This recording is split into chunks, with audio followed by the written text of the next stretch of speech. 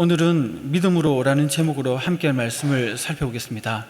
반갑습니다. 저는 초등부와 사랑교구를 맡고 있는 한상훈 목사입니다.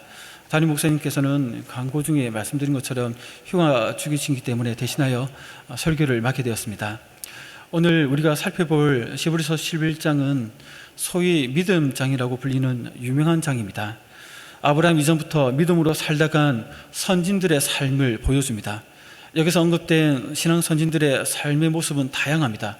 물론 이들이 신앙의 본보기로 제기되고 있기는 하지만 모두가 전혀 허물이 없는 완전한 삶을 살았던 것은 아니었습니다.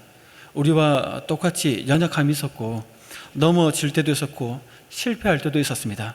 그러나 이들의 삶을 통해 알 수 있는 한 가지 공통점은 끝까지 믿음으로 신앙을 지켜냈다는 것입니다. 다시 말해 오늘 본문은 신앙생활이 흔들리는 분들에게 주시는 메시지입니다. 어떻게 해야 흔들리지 않고 끝까지 믿음으로 신앙생활을 할 수 있는지를 주님께서 우리에게 주시는 메시지입니다. 이를 위해서 오늘 본문에서는 우선 믿음이란 무엇인가 하는 것부터 우리에게 알려주십니다. 그리고 나서 그 믿음의 바탕 위에 자신의 시대적 상황 속에 어떻게 그 믿음을 끝까지 지켜내었는지 신앙의 선조들을 소개하면서 우리에게 어떤 삶을 살아야 될지에 대해서 교훈하고 있습니다. 이를 함께 살펴볼 텐데 우선 주님께서는 믿음이란 무엇인가에 대해서 우리에게 알려주십니다. 성도 여러분, 믿음이란 무엇일까요? 오늘 1절의 말씀에 따라 한번 그 믿음이 무엇인지를 좀 살펴보고자 합니다. 1절을 같이 한번 읽어보겠습니다. 믿음은 바라는 것들의 실상이요 보이지 않는 것들의 증거니. 아멘. 바라는 것들의 실상이요 보이지 않는 것들의 증거가 믿음이다, 이렇게 얘기를 하죠. 여기서 말하는 믿음을 다루려면 처음 믿음을 가졌던 때부터 설명이 좀 들어가야 합니다. 성도 여러분, 처음 우리의 믿음은 어디로부터 왔습니까? 우리는 예수님을 믿을 때 성령의 역사심 가운데 주님을 믿는 믿음을 받게 되었던 것이죠. 그래서 에베소서 2장 8절에서는 너희는 그 은혜에 의하여 믿음으로 말미암아 구원을 받았으니 이것은 너희에게서 난 것이 아니요 하나님의 선물이라, 이렇게 얘기합니다. 구원은 은혜에 의하여 주어지는 하나님의 선물인데 이 선물을 받기 위해 먼저 주어지는 것이 믿음입니다. 그래서 믿음이 주어지고 이 믿음을 통해서 구원의 그 선물을 받아들이도록 하나님께서 역사하시죠. 그렇기 때문에 믿음 또한 구원과 함께 주어지는 하나님의 선물이다라고 할 수 있습니다. 그래서 우리가 주님을 구원자로 믿게 되는 것이죠. 내가 의식적으로 알고 믿던, 나도 모르게 자연스럽게 믿었던 간에 믿어지게 되는 것입니다. 우리가 주변에 복음을 전하다 보면 전도 폭발 이 내용으로 90분 빡빡하게 복음을 대해서 증거를 다 해도 안 믿는 사람은 안 믿습니다. 왜 그럴까요? 안 믿어지니까요. 그런데 사형리로 가지고 한 10분 정도로 짧게 복음을 전했는데도 순순히 믿는 분들이 나옵니다. 왜 믿을까요? 믿어지니까요.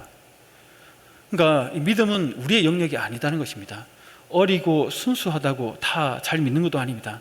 우리 초등부 설교 시간에 한 3주 전에 설교 시간에 물어봤거든요. 여러분들 중에 진짜로 예수님을 구원자로 믿어지는 친구들 한번 손 들어봐라. 눈을 감게 하고 손 들어보겠습니다. 몇몇 친구들 손이 들더라고요. 반대로 머리로는 알겠는데 안 믿어지는 친구들 손 들어봐라. 눈 감고 하니까 손을 한 3분의 1 정도 들더라고요. 그 중에 우리 아들 2명도 포함되어 있었습니다. 좀 당황스럽더라고요.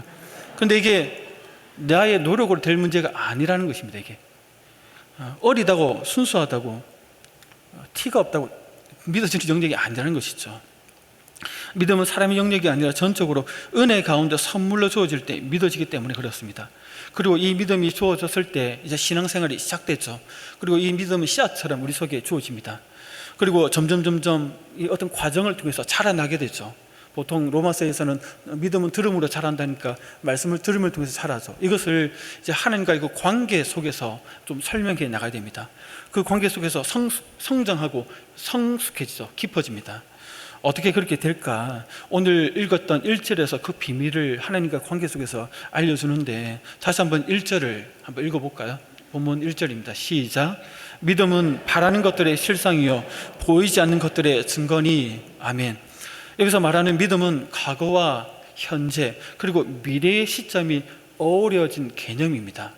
갑자기 어려운 말을 한다 생각하시겠지만 쉬운 개념입니다. 우리가 일상에서 늘 그냥 호흡하듯이 경험하고 있는 것들을 제가 그냥 개념을 풀어서 얘기하자 보니까 이렇게 설명하는 것인데, 믿음은 바라는 것들의 실상이다 이렇게 얘기를 하죠. 믿음은 현재의 시점에서 미래를 바라보게 합니다.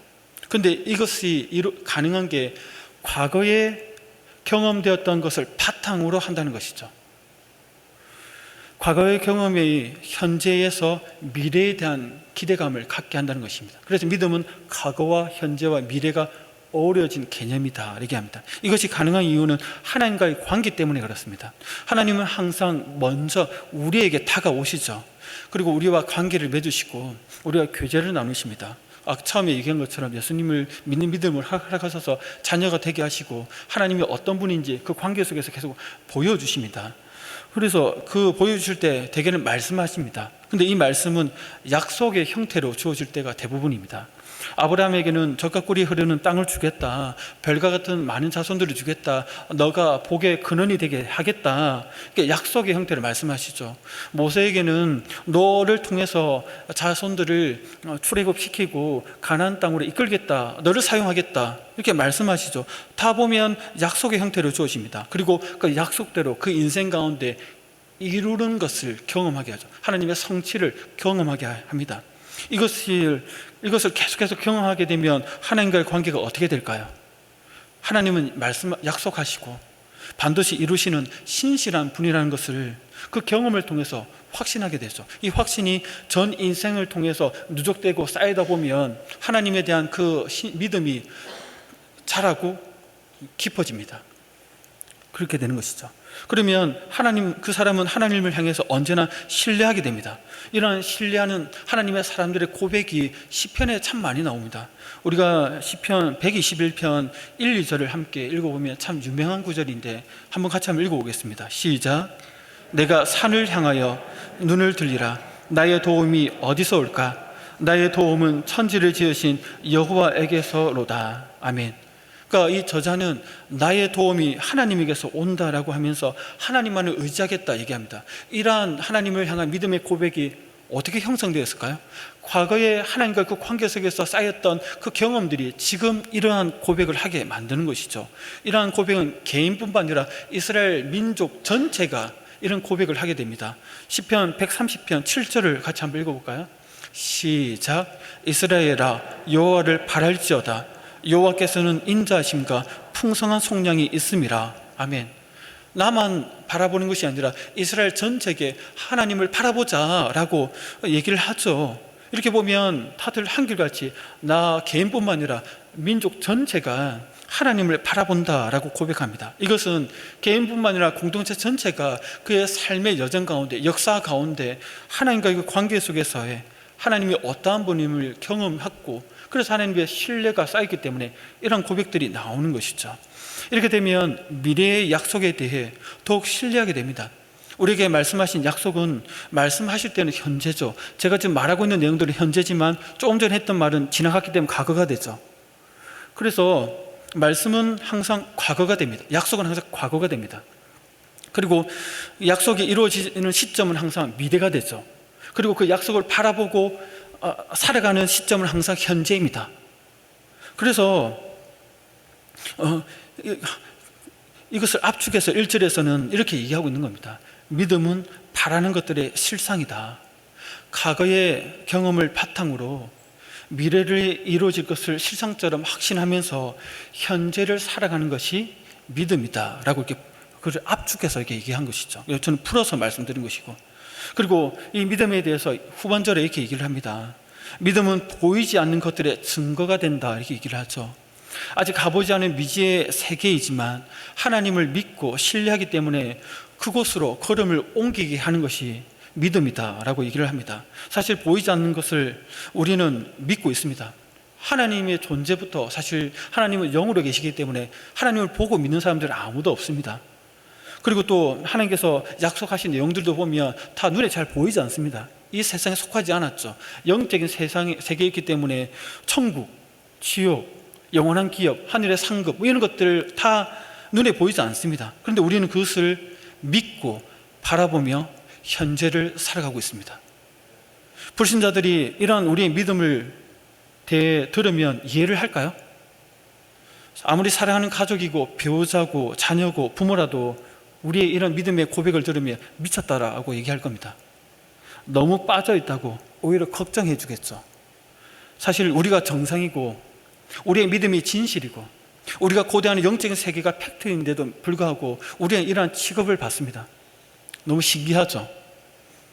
눈으로 볼 수 없었고 확인할 수 없었던 창조의 과정을 예로 들면서 방금 얘기했던 이 믿음에 대한 정의를 풀어서 좀 더 설명하고 있습니다. 그래서 3절에 보면 이렇게 얘기하죠. 우리 3절 앞에 보면서 같이 한번 읽어볼까요?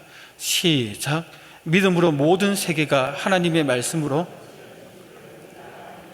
보이는 것은 나타난 것으로 말미암아 된 것이 아니니라. 그러니까 세상 사람들은 이 눈에 보이는 온 세상은 어떤 보이는 물질에 의해서 그 물질에 의해서 만들어졌다라고 생각하죠. 근데 실은 그건 정반대죠. 보이지 않는 하나님에 의해서 보이는 세상이 만들어졌다는 것이 믿음의 관점입니다. 근데 세상은 반대로 생각하죠. 창조의 과정을 우리가 생각해 볼 때 이것을 보고 믿는 사람들은 없습니다. 그렇기 때문에 창조의 과정을 믿는 것은 믿음의 영역이죠. 성도 여러분들 중에 창세기 1장 1절을 읽고 태초에 하나님 천지를 창조하셨다. 그리고 나면서 이제 빛이 있어라 빛이 솟고 쭉 나오죠. 6일간의 그 창조 과정을 읽어 내려가실 때 직접 두 눈으로 보고 현장에서 그것을 경험하고 믿는 분이 계십니까? 아무도 없습니다. 우리는. 근데 우리는 다 믿는다고 하죠. 여기서 중요한 것은 이 과정들이 하나님의 말씀으로 세상이 창조되었다라고 말하는데도 그 말씀 그대로 믿는다는 것입니다. 하나님은 창조 이전에 존재하셨죠. 그리고 말씀을 통해 무에서 유로 창조하셨습니다. 빛이 있으라 하시니 빛이 생겨난 것이죠. 이 진리에 대한 우리의 반응이 믿음이 있는지 없는지 여부를 결정한다고 얘기를 합니다. 어떤 분들은 창세기 1장 1절부터 막힙니다. 그래서 1장 1절을 딱 펼치고 읽고 나서 이게 말이 돼? 어떻게 하나님이란 분이 우주 만물을 다 말씀으로 창조하셨냐? 뻥을 쳐도 정독고 해야지. 그러면서 신화 정도로 여기면서 읽기도 하고 아니면 덮어버리기도 합니다. 그런데 성도 여러분, 여러분들은 어떻습니까? 여러분들은 덥습니까? 아니죠. 우리들은 하나님의 이 말씀으로 창조하셨다는 말씀을 읽고 정말 그렇지. 정말 은혜로운 말씀이다. 그 능력이 하나님이 나의 하나님이시지 하면서 말씀을 계속해서 읽어 내려가게 됩니다. 그게 왜 가능할까요? 어떻게 가능할까요? 이것은 단지 하나님과의 그 관계를 중심으로 한 하나님의 말씀과 그 신실함을 경험했기 때문에 하나님께서 이렇게 하셨다는 내용을 받아들이게 된다는 것입니다. 하나님은 진실하시고 거짓이 없으시고 능력과 지혜가 한이 없으신 분이라는 그런 경험들을 통해 하나님의 말씀이 이를 그대로 받아들이는 것입니다. 그래서 3절에서는 믿음으로 모든 세계가 하나님의 말씀으로 지어진 줄을 우리가 아나니 이렇게 얘기하죠. 우리가 믿나니 하지 않고 우리가 안다라고 얘기합니다. 안다는 것은 창조와 관련된 이 믿음이 보고 믿는 것이 아니라 하나님과의 그 관계 속에서 하나님이 이런 분이시니까 정말 하나님께서 말씀대로 천지를 창조하신 분이 맞구나라고 받아들여지게 되었다는 것을 우리가 안다라고 이렇게 표현하고 있는 것입니다. 경험적으로 우리가 자녀들을 키우죠. 부모로서 자녀와 약속을 할 때가 많습니다. 이번에 시험을 잘 치르고 성적이 좀 잘 나오면 새 폰으로 바꿔줄게. 네가 원하는 그 아이폰 그 기종으로 바꿔줄게. 약속을 합니다. 그리고 자녀는 부모의 그 약속을 믿고 열심히 해서 그 결과가 좋은 결과가 나옵니다. 그 부모에게 얘기를 하죠. 그 부모도 기쁘게 돈은 들겠지만 폰을 바꿔줍니다. 이렇게 약속하고 약속에 따라 자녀는 성실하게 행하고 그렇게 이것들이 서로 주고받게 되면 관계가 신뢰가 깊어지죠. 그러면 이 부모에 대한 신뢰가 깊어지면 부모의 말에 대해서 신뢰하게 됩니다. 내가 가보지 않고 듣지 못하고 잘 모르는 어떤 것을 얘기한다 하더라도 부모님이 얘기하시면 부모님도 뻥치시네 거짓말일 거야 이렇게 반응하지 않고 나는 잘 모르겠지만 부모님이 그렇다 하니까 그 말을 믿고 받아들이죠. 마찬가지입니다. 내가 직접 가보지 않았고 만져보지 않았고 경험해 보지 않았지만 창조했다라고 하나님께서 말씀하시기 때문에 그 하나님을 신뢰하기 때문에 하나님의 말씀을 그대로 믿고 받아들인다는 것입니다. 그래서 확신에 차서 우리는 그곳에 가보지 않았고 과학적으로 검증해 보지 않았고 사람들이 아니다 얘기하더라도 아니다, 하나님께서 말씀하셨기 때문에 나는 하나님이 창조하셨다는 것을 믿는다라고 사람들에게 선언하게 된다는 것입니다. 그래서 부끄러워하지 않는 것입니다. 우리는 왜? 하나님 관계 속에서 하나님을 신뢰했기 때문에 그렇다는 것입니다. 이게 믿음을 가진 자들의 올바른 반응이라는 것입니다. 믿음은 이러한 하나님과의 신뢰 관계 속에서 형성됩니다. 그리고 이 믿음을 이제 어떻게 끝까지 지켜내었는지를 구약 선진들을 소개하면서 주님께서 오늘날 우리에게 우리의 믿음을 끝까지 지켜내기를 권면하고 계시다는 것입니다. 먼저 아벨입니다. 아벨은 최초의 순교자라고 할 수 있는 인물입니다. 4절을 보시면 같이 한번 읽어볼까요? 4절입니다. 시작. 믿음으로 아벨은 가인보다 드림으로 어려운 자라 하시는 증거를 얻었으니 하나님이 그 예물에 대하여 증언하심이라. 그가 죽었으나 그 믿음으로서 지금도 말하느니라. 아멘. 아벨은 믿음으로 가인보다 나은 제사를 드려 어렵다 하는 하나님의 증거를 얻었습니다. 그러니까 그의 삶을 통해 하나님으로부터 믿음의 삶을 살았다고 인정을 받은 것이죠. 가인과 아벨이 하나님께 드린 예물은 창세기 4장 2절 5절에 기록되어 있는데 가인이 하나님께 드린 제물은 땅의 소산이었습니다. 농사를 지었으니까 그 중에 하나를 드린 것이죠. 반면 아벨은 목자였으니까 양의 첫 새끼와 그 기름을 하나님께 구별해서 드렸습니다. 창세기 4장 4절에 보면 양의 첫 새끼와 그 기름으로 드렸다는 표현이 나오는데 이 표현이 의미하는 바는 아벨이 가진 믿음이 어떠한 믿음인지를 우리에게 보여줍니다. 이 표현은 첫 새끼들 중에서 최상의 것을 드렸다는 것입니다. 그 기름을 드렸다는 것은 가장 값진 것이 기름이거든요. 그러니까 가장 좋은 것을 하나님께 드리고자 했던 아벨의 믿음의 모습이 드러나는 것이죠. 이때 하나님은 아벨과 그의 제물은 받으셨지만 가인과 그의 제물은 거절하셨습니다. 그 이유를 오늘 본문 4절에서 우리가 확인합니다. 더 나은 제사를 하나님께 드렸다, 하나님께 그렇게 인정하셨다는 것이죠. 믿음으로 더 나은 제사를 드렸다는 것은 무엇을 의미할까요? 어떤 학자들은 아벨의 제사가 속죄를 기대하는 피 흘림이 있는 제사를 드렸기 때문에 하나님이 받으셨지만 가인은 곡물, 제물, 이렇게 소재로 드렸기 때문에 받지 않으셨다라고 어떤 구속적 관점에서 해석하기도 합니다. 물론 이런 해석이 타당하기도 하지만 오늘 히브리서의 관점에서 볼 때는 삶과 관련을 짓고 있다는 것입니다. 아벨은 하나님 앞에서 선을 행하는 가운데 그의 소산물 중에 최상의 것으로 정성 어린 제사를 드렸지만 이게 믿음에 가진 자들의 드러난 모습이죠. 가인은 선을 행하지 않는 가운데 손에 잡히는 것 중에 첫 번째 것을 그냥 정성도 없이 믿음도 없이 드렸다는 것입니다. 쉽게 말하면 오늘날로 표현해보면 주중에 말씀과 전혀 상관없이 자기 마음대로 세상 사람들처럼 막 살다가 휴일날 습관대로 교회 와서 아무 생각 없이 예배드리다가 돌아가는 그러한 예배자의 모습으로 가인이 들었다는 것이죠. 아벨은 그 반대로 일상의 삶을 말씀 가운데 선을 행하며 주님 앞에 살아가면서 휴일날 나와서 믿음 가운데 준비된 예배를 드렸다는 것이죠. 그러니까 하나님께서 어떤 예배를 받으시겠습니까? 가인은 평상시에 하나님과 관계를 중요시 여기지 않았다는 것입니다. 그런데 아벨은 하나님을 향한 일상의 삶이 언제나 신실했고 그것이 예배의 자리까지 이어졌다는 것입니다. 일상에서 하나님과 관계를 언제나 중요시 여겼습니다. 그것이 예배와 함께 이어진다는 것이죠. 비록 아벨은 형에 의해 죽임을 당했지만 이러한 그의 믿음은 오늘날도 지금도 말하고 있다라고 본문에서 얘기하고 있습니다. 아벨은 죽었지만 그의 믿음은 지금도 말하고 있습니다. 그 말하고 있는 믿음이 무엇일까요? 아벨의 무죄한 죽음은 어떻게 보면 오늘날 성도들이 겪는 고난과 비슷한 측면이 있습니다. 성도 여러분, 우리에게 찾아오는 고난은 나의 잘못이나 저지른 죄 때문만은 아닌 경우가 많죠.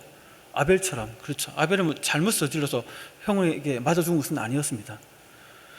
나는 하나님 앞에 신실하게 내 일상을 살아가고 예배를 이렇게 드리고 있는데 어느 날 갑자기 고난이 찾아옵니다. 그 고난은 우리의 믿음을 흔들죠. 주님을 향한 우리의 신앙을 약화시킵니다. 우리가 주님을 모시고 살아가는 이 삶의 체계를 무너뜨리려고 합니다. 그럴 때 우리는 어떻게 해야 될까요? 아벨은 죽었지만 지금도 우리에게 어떠한 삶을 살아야 될지 말씀하고 있습니다. 고난이라는 낯설고 힘든 상황, 환경이 찾아오더라도 변함없이 하나님 앞에서 선을 행하며 믿음 생활을 살아가라 라고 말하고 있다는 것입니다.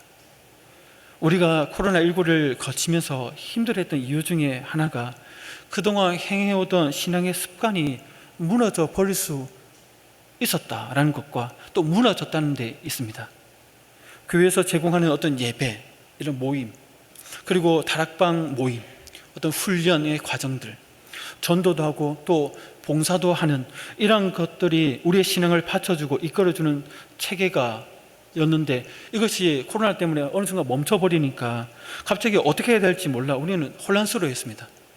교회에서 모이자고 하면 모이고, 교회에서 섬기라고 하면 섬기고, 교회에서 예배드리자 하면 예배드리고, 훈련받으라고 하니까 훈련받고, 어떻게 보면 수동적으로 우리가 너무 살아온 것은 아니었는지 자신을 돌아보게 되죠.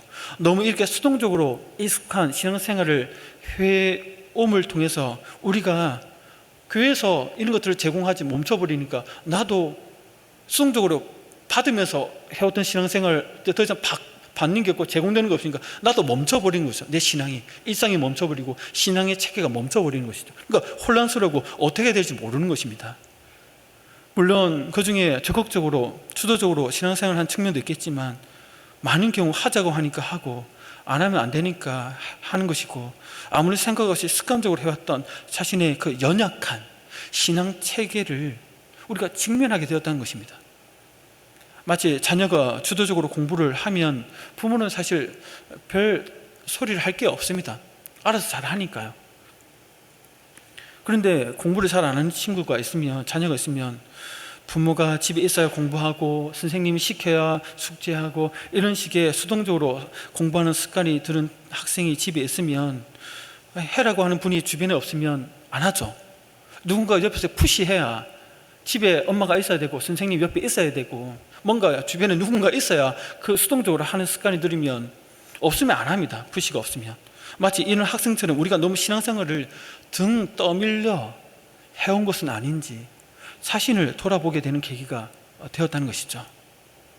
이런 신앙생활의 한계를 경험하고 그리고 그에 대한 어떤 대책을 마련하지 않으면 이런 코로나19 같은 환경이 계속해서 반복적으로 우리가 찾아오면 어떻게 될까요? 초등학생들의 표현대로 표현을 해보면 교회를 끊어버릴 수도 있습니다. 초등학생들 학원 가기 싫을 때 엄마한테 이렇게 얘기해요. 학원 끊고 싶다 이렇게 얘기하죠. 그걸 학원에다가 교회를 바꿔서 이렇게 합니다. 교회 끊고 싶다 이렇게 얘기합니다. 그러니까 성도 어른들도 똑같죠. 이런 고난들이 막 오면 수동적으로 신앙생활하는 분들은 고난이 계속 오면 내가 뭔가 주도적으로 신앙 체계가 세워져 있지 않기 때문에 늘 제공받고 뭔가 하자 해야 하는 체계이기 때문에 이게 다 단절돼 버리면 스스로 어떻게 해야 될지 몰라서 붕괴되어 버립니다. 그러니까 힘들어지는 것이죠. 제가 여러분들에게 말씀드리고 싶은 것은 이러한 등 떠밀려 하는 신앙생활을 더 이상 하지 말자는 것입니다. 아니면 고난이 또 찾아오면 그냥 흔들리고 무너집니다. 적극적으로 해야 됩니다. 주도적으로 해야 됩니다. 내가 하고 싶었는데 교회에서 하자니까 잘 됐네, 이참에 나도 해야겠다, 이런 마음으로 해야 되는 것이다. 이러한 마음으로 해야 어떤 위기가 찾아오고 고난이 찾아오더라도 그 고난 속에서 환경 탓하고 남 탓하고 그렇게 하지 않고 이런 상황 속에서도 어떻게 해야 이 신앙을 지켜나갈 수 있을까? 이 문제에 대한 해결책을 찾는 방향으로 신앙생활을 하게 되면서 고난이 오히려 나에게 더 큰 성장과 성숙의 계기가 되도록 변화시키게 된다는 것입니다. 이러한 마음으로 우리의 신앙이 바뀌는 은혜가 우리 가운데 있기를 소원합니다. 계속해서 보겠습니다. 이제 두 번째로 제시되는 선지는 에녹입니다. 에녹은 하나님과 동행한 삶을 살았죠. 5절을 함께 읽어보겠습니다. 5절입니다. 시작. 믿음으로 에녹은 죽음을 보지 않고 하나님이 그를 옮기심으로 다시 보이지 아니하였느니라. 그는 옮기지기 전에 하나님을 기쁘시게 하는 자라 하는 증거를 받았느니라. 아멘. 에녹은 믿음으로 죽음을 경험하지 않고 하늘로 옮겨졌습니다. 하나님께서 왜 그렇게 하셨을까요? 오늘 본문에 따르면 그러니까 에녹은 믿음으로 하나님을 기쁘시게 하는 자였기 때문이다 라고 얘기합니다. 성도 여러분, 하나님을 기쁘시게 한 에녹의 믿음은 어떤 믿음의 내용들이 있었을까요? 그것을 5절 6절에서 알려줍니다. 5절 6절에 보면 두 가지를 알려주는데, 먼저 5절에 보면 그의 일상의 삶이 어떻는지를 우리에게 주목하게 만듭니다. 5절에 보시면 첫 번째, 에녹이 하늘로 옮기기 전에 하나님을 기쁘시게 하는 증거를 받았다 얘기하죠. 어떤 증거를 받았냐 하고 보니까 창세기 5장 21, 24절에 하나님과 동행했다는 표현에서 그것을 얘기하고 있는데, 특별히 5장 22절만 같이 한번 읽어볼게요. 앞에 보면서 한번 읽어보겠습니다. 시작. 무드셀라를 낳은 후 300년을 하나님과 동행하며 자녀들을 낳았으며. 아멘. 그러니까 300년을 산 속에서 들어가 혼자서만 하나님과 동행하며 살았다라고 말하지 않습니다. 300년 동안 하나님과 동행하면서 자녀를 낳았다는 것이죠. 일상이 있었다는 것입니다. 그리고 그 일상의 삶을 어떻게 살았는지 6절에서 구체적으로 언급합니다. 우리 6절 같이 읽겠습니다. 믿음이 없이는 하나님을 기쁘시게 하지 못하나니 하나님께 나아가는 자는 반드시 그가 계신 것과 또한 그가 자기를 찾는 자들에게 상 주시는 이심을 믿어야 할지니라. 아멘. 그러니까 하나님이 나와 함께 하신다는 그런 임재의식을 그의 일상 속에서 에녹은 가졌습니다. 동시에 자기를 찾는 자에게 상 주시는 이임을 인정하는 이러한 믿음을 가지고 에녹은 일상을 살아갔다는 것이죠. 과거 은혜를 바탕으로 미래를 기대하고 오늘의 일상을 하나님 앞에서 살았던 에녹이었습니다. 다시 말해 에녹은 일상을 포기하지 않았던 믿음의 사람이었습니다. 하나님께서 허락하신 일상을 책임지면서 주님과 동행하였던 것이죠. 이 말이 중요합니다. 우리는 너무나 쉽게 하나님께서 허락하신 일상을 포기하려고 합니다. 처음 주님께서 우리를 만나 주셨을 때 그 뜨거움 때문에, 그 고마움과 그 은혜의 감격 때문에 우리가 많은 변화가 일어나죠. 그래서 먼저는 중간에 예수님을 믿었던, 또 모태신앙이든 이따가 중간에 예수님 떠났다가 막 탕자처럼 돌아와서 막 회심을 경험했던 간에 그런 분들 보면 처음에 술 친구들이 끊어집니다. 나도 술 담배가 싫어서 자연스럽게 멀어지죠. 세상 친구들하고 만나면 대화가 잘 안 됩니다. 서로 대화하는 주제가 달라지죠. 그러다 보면 서로가 압니다. 서로가 이제 만날 수 없는 존재구나. 그럼 서로를 안 찾게 되죠. 그러면 자연스럽게 세상 사람들과 친구들과 멀어지면서 교회 사람들과 가까워지면서 교회 안으로 깊숙이 들어옵니다. 교회 와서 예배드리는 것이 너무 감사하고 행복하고 너무 좋습니다. 교회에서 성도들과 함께 만나 밥 먹고 차 마시면서 교제하는 그 시간이 세상에서 친구들과 술 먹고 즐겼던 시간과 비교할 수 없도록 달달합니다. 너무 좋습니다. 또 교회에서 하는 훈련, 참여하고 훈련 받으면 말씀이 이렇게 좋은 거구나 하면서 너무 좋습니다. 그래서 내 일상의 중심이 세상에서 교회 안으로 들어오게 됩니다. 이게 하나님의 은혜요, 감사한 일이죠. 그런데 문제는 이런 선한 일이 일어나는 과정 속에서도 우리의 연약함이 있기 때문에 역설적인 일들이 벌어진다는 것입니다.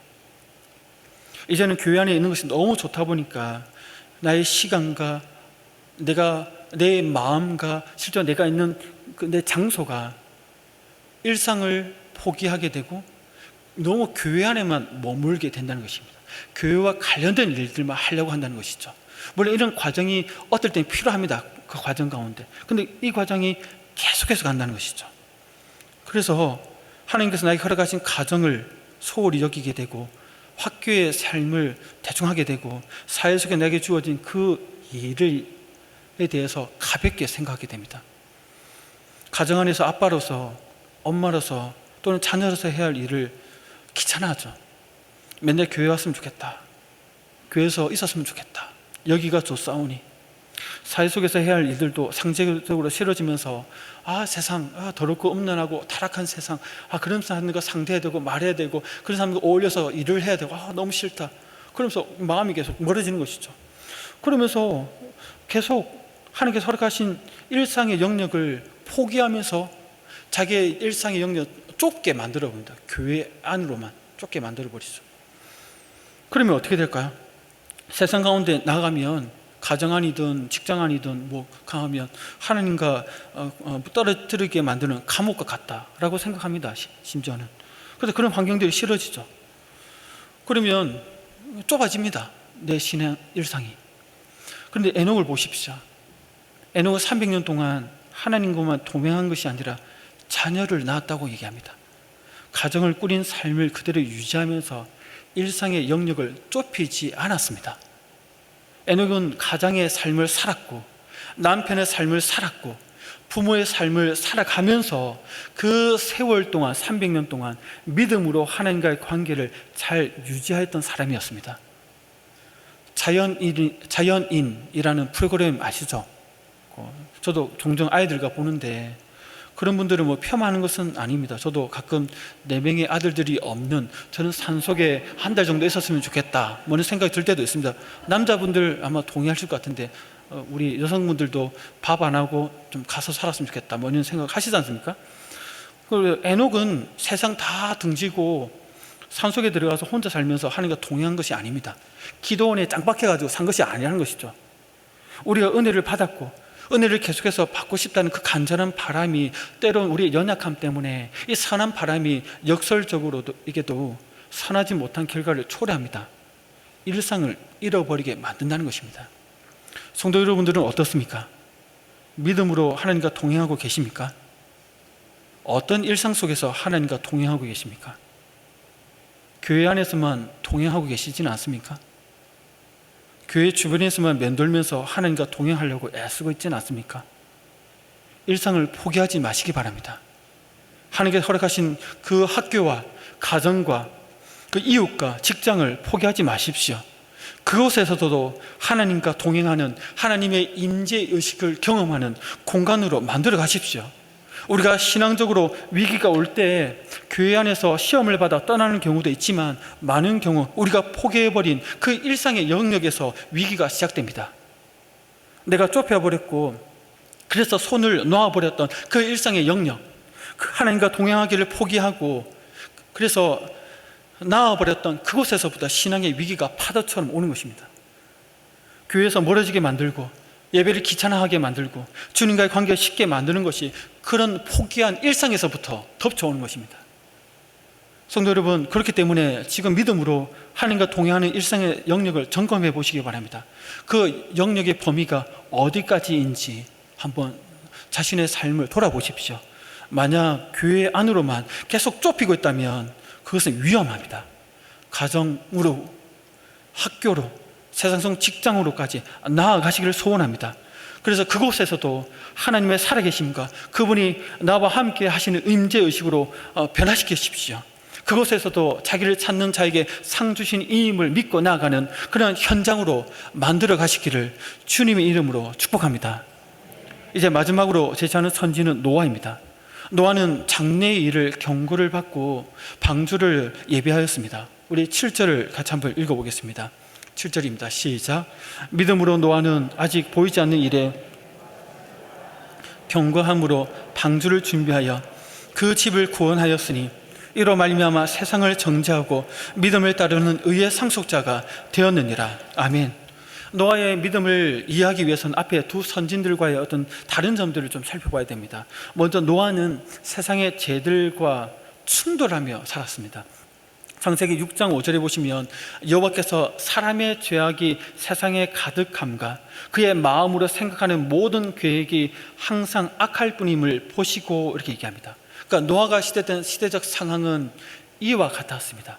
다 타락하고 부패하고 악했습니다. 남녀노소를 불문하고 모든 사람이 항상 악을 행하던 시대에 노아는 살았습니다. 다들 한 마음으로 하나님을 대적했죠.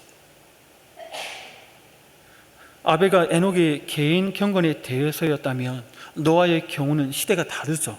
하나님을 거절하고 대적하는 세상에서 믿음을 홀로 견뎌내야 했던 상황이었습니다. 또 하나는 노아의 믿음은 현재가 아니라 미래의 차원이 강했습니다. 노아는 아직 보이지 않는 일에 경고하심을 받았죠. 홍수 심판과 함께 방주를 예비해서 가족을 구원해야 될 그 미래의 일을 받았습니다. 에녹의 경우도 하나님께서 상 주신다는 이것을 믿고 바라보는 미래적 차원이 있지만, 하지만 그의 주된 초점은 현재적 삶입니다. 하지만 그런데 노아의 믿음은 철저히 미래를 향하고 있습니다.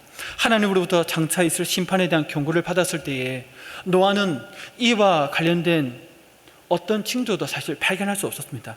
홍수는 비가 오는 것이죠.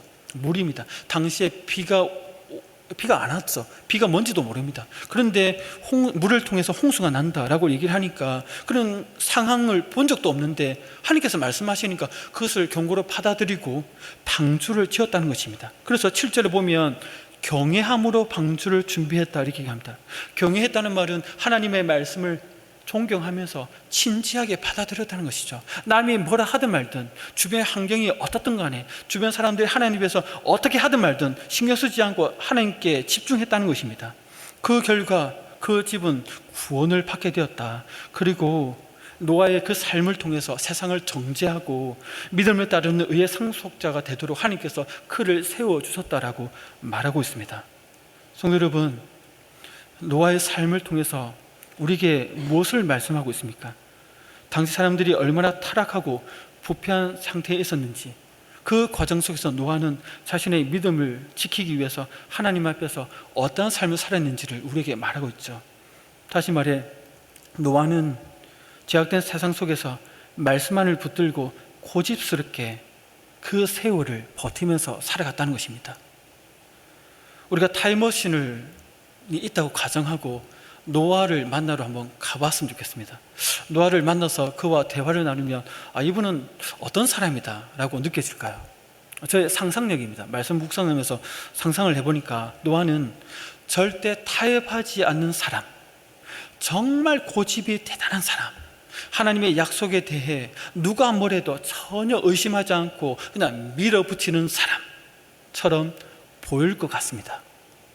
신앙의 온고집이 대단한 사람처럼 보이지 않을까 생각을 해보게 됩니다. 성도 여러분, 그렇지 않을까요? 실제 노아는 그런 사람이었습니다. 다시 말해, 우리는 신앙의 온고집이 있어야 한다는 것이죠.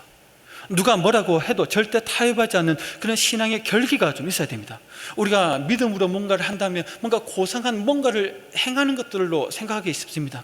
그런데 그런 것들이 중요한 게 아닙니다. 중요한 것은 하나님의 약속에 대한 분명한 우리의 태도입니다. 하나님께서 이렇게 말씀하셨고 약속하셨기 때문에 저는 이 약속에 대해 추후에 의심도 없습니다. 누가 뭐라든, 주변에서 뭐라고 하든, 단체로 어떻게 말을 하든 나는 괜찮습니다. 1년이고 10년이고 이 약속을 붙들고 끝까지 가겠습니다 라는 확고한 신념이 있어야 합니다. 오늘날 시대는 너무 고집이 세면, 자기 주장이 강하면 고지식하다, 꼰대다 이렇게 폄하하죠. 그런데 정말 멋있는 사람은 하나님 약속에 대한 분명한 태도를 보이는 사람입니다. 이런 사람이 진짜 멋있는 사람입니다. 잘생겨서 멋있는 것이 아니라 키 크고 탤런트처럼 생겼기 때문에 멋있는 것이 아닙니다. 그것을 뛰어넘는 진정한 모습, 신앙의 모습은 하나님의 약속에 대해서 붙들고 확고한 태도로 끝까지 살아가는 그의 삶의 모습이 진짜 멋인 것이죠. 이러한 모습이 우리에게 있기를 소원합니다. 우리의 신앙을 위협하는 것들을 보면 결국 우리의 신앙을 위협하는 것들이 노리는 것은 무엇일까요? 믿음에 대한 의심을 일으키게 합니다. 하나님의 약속에 대해 의심하게 만들죠. 안 믿어지게 만듭니다. 이렇게 되면 속된 말로 게임 끝입니다. 성도가 하나님의 약속에 대해 안 믿어진다, 못 믿겠다, 의심하면 더 이상 무엇을 기대할까요? 몸은 교회를 나오겠지만 그의 영혼은 식물 인간처럼 죽었기 때문에 신앙생활 하는 게 아닙니다. 끝난 겁니다. 이것은 노리고 이런저런 말로 우리를 유혹해 옵니다. 여러분 중에 혹시 하나님의 약속에 대해서 의심하고 흔들리고 있는 분은 없습니까? 예전에는 잘 믿었는데 요즘 따라 말씀이 잘 읽혀지지도 않고 믿어지지도 않고 마음에 와닿지도 않고 흔들리고 있지는 않습니까? 왜 그럴까요? 분명 어떤 계기가 있다는 것입니다. 누군가에게 어떤 말을 들었거나 어떤 동영상을 보았거나 누군가의 모습과 행동을 보면서 실망하면서 신앙에 대해서 의구심이 찾아왔던가, 어떤 그런 계기가 있었던 것입니다. 아무리 좋은 사람이라도, 좋은 말이라도, 좋은 내용이라도 그것이 내가 가진 하나님의 약속에 대한 믿음을 흔든다면, 의심하게 만든다면, 약화시킨다면 그것은 마귀의 유혹입니다. 마귀의 계계입니다. 마귀는 항상 좋은 것을 주고 최고의 것을 빼앗아가는 전략으로 우리 가운데 역사합니다. 마귀는 우리에게 좋아 보이는 것을 주고 하나님을 향한 이 믿음을 흔들리게 하는 이것을 빼앗아가는 전략으로 접근해 오죠. 그렇기 때문에 성도 여러분, 우리는 신앙의 온고집을 가져야 합니다. 타협하지 않아야 됩니다. 약속하신 그 말씀대로 주변에 누가 얘기하든지 저는 이 말씀대로 살겠습니다라는 이러한 신앙의 온고집을 가지는 성도님 되시기를 주의 이름으로 축복합니다. 이제 오늘 말씀을 마무리 지으려고 합니다. 우리의 신앙을 흔들어 교회와 주님으로부터 멀어지게 만드는 세상 가운데 우리는 살아가고 있습니다. 우리에게 선물로 허락하신 믿음이 주님과의 그 관계 속에서 더욱 성장해가고 깊어지기를 소원합니다. 이런 단지 우리의 노력과 수고만으로는 이루어지는 영역이 아니죠. 하나님의 은혜가 정말 필요합니다. 그래서 우리는 서로를 위해서 함께 기도해야 됩니다. 영국의 유명한 존 스토트라는 목사님이 계신데 우리 한국으로 치면 옥하는 목사님 이상의 그는 목사님이시다. 존경하는 받는 목사님이신데 그분이 임종하기 3주 전에 동료 후배 목사님에게 이런 기도를 부탁했습니다. 마지막 숨이 떨어질 때까지 주님께 신실할 수 있도록 기도해 주게. 마지막 숨이 떨어질 때까지 주님께 신실할 수 있도록, 믿음을 지켜낼 수 있도록 기도해 달라고 죽기에 3주 전에 후배 목사님에게 기도를 요청했다고 합니다. 성도 여러분, 이 기도 제목이 바로 우리의 기도 제목이 되기를 소원합니다. 주님께서 원하시는 믿음의 삶을 끝까지 살아갈 수 있도록, 마지막 숨이 멈추는 그 순간까지 주님께 신실할 수 있도록 우리가 서로를 위해서 기도하는, 그래서 함께 나아가는 믿음의 공동체가 되기를 주님의 이름으로 축복합니다. 우리 함께 기도하겠습니다. 오늘 말씀을 생각하면서 기도하며 나아가기 원합니다. 함께 기도하겠습니다.